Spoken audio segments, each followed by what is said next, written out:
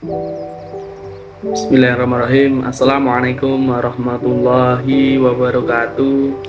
Perkenalkan, nama saya Gunawan dari kelas 3C, NIM 43010220092 dengan matkul Psikologi Komunikasi. Dosen pengampu Bu Widayati. Baik, tugas kali ini disuruh nge-review tentang jurnal Psikologi dan Komunikasi Massa. Jadi jurnalnya ini kan banyak banget ya. Jadi saya akan mereview secara singkat aja. Ini kan banyak banget. Jadi kita akan mereview secara singkat aja ya teman-teman. Baik, saya pertama akan mereview tentang jurnal Psikologi dan Komunikasi Massa. Kita secara singkat aja biar bisa dipahami. Psikologi. Apa sih itu psikologi?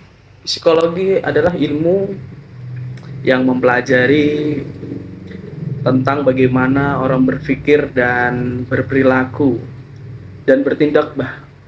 Psikologi membantu kita memahami mengapa kita melakukan hal-hal tertentu dan bagaimana pengalaman dan lingkungan mempengaruhi pikiran dan perilaku kita. Itu psikologi.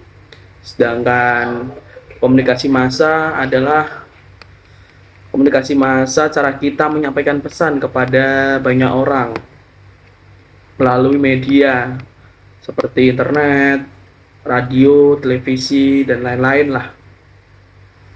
Media massa adalah sarana komunikasi yang digunakan untuk menyampaikan informasi, berita, hiburan, pesan-pesan, dan lain-lain lah kepada banyak orang secara luas.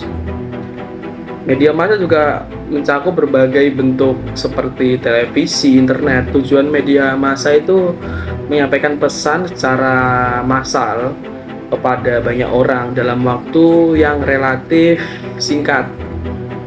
Itu.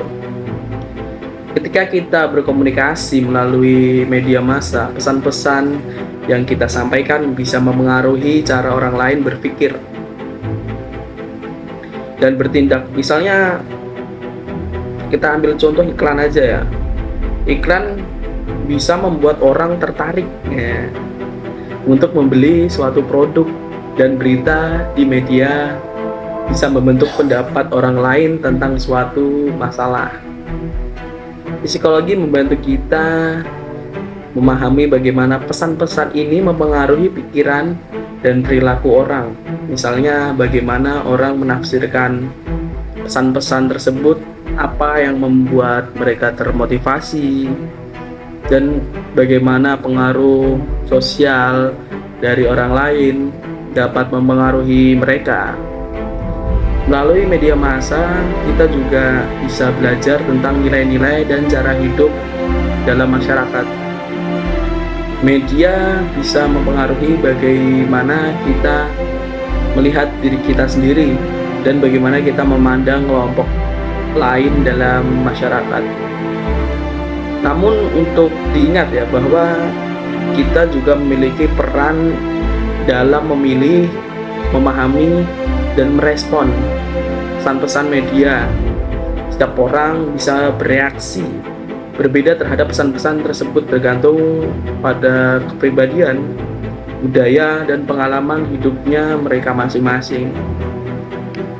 Seperti itu.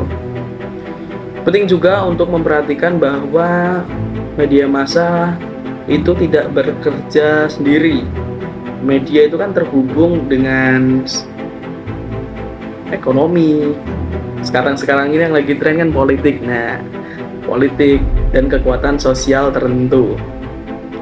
Jadi kita harus melihat konteks sosial, politik, dan ekonomi yang memengaruhi media saat ini.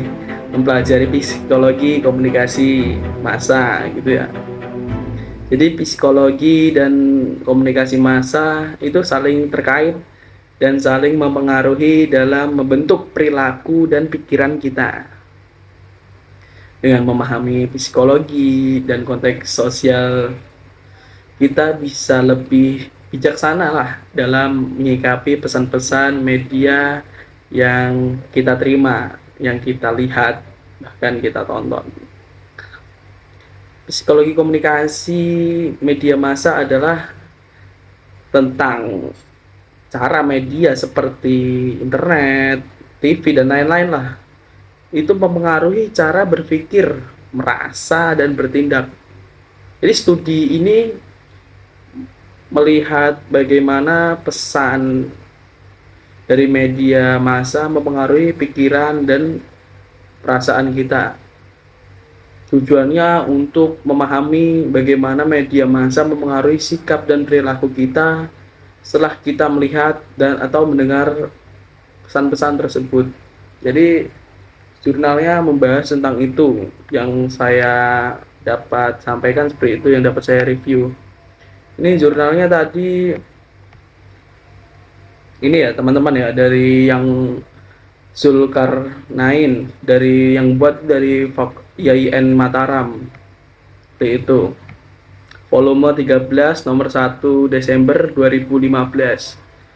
Jadi kurang lebihnya mohon maaf yang misalnya saya sampaikan kurang paham atau bahasanya kurang bisa memahami, saya mohon maaf. Kurang lebihnya mohon maaf. Wassalamualaikum warahmatullahi wabarakatuh.